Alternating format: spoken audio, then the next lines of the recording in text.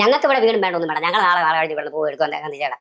ആലോചിക്കുന്ന ആ വീടൊന്ന് മാറി വേറെ ആ താക്കോല് പൊട്ടിയിട്ട് ആർക്കാണോ കൊടുത്തിട്ട് വാടകയ്ക്ക് താമസിക്കാനാണ് എൻ്റെ ഒരു തീരുമാനം, ആലോചനയാണ് ഞങ്ങൾ വീട്ടിൽ. കാരണം കേട്ട് മടുത്തു.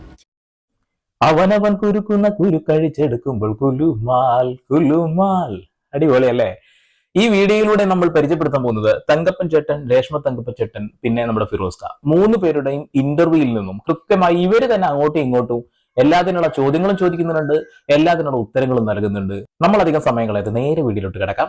ഓക്കെ, നമുക്ക് രേഷ്മയിൽ നിന്ന് തന്നെ തുടങ്ങാം. രേഷ്മക്ക് എന്തോ ചോദിക്കാനുണ്ട്, രേഷ്മക്ക് എന്തോ പറയാനുണ്ട്, തങ്കപ്പൻ ചേട്ടന് മറുപടി കൊടുക്കാനുണ്ട്, ഫിറോസ്ക്കും പറയാനുണ്ട്. കേൾക്കാം.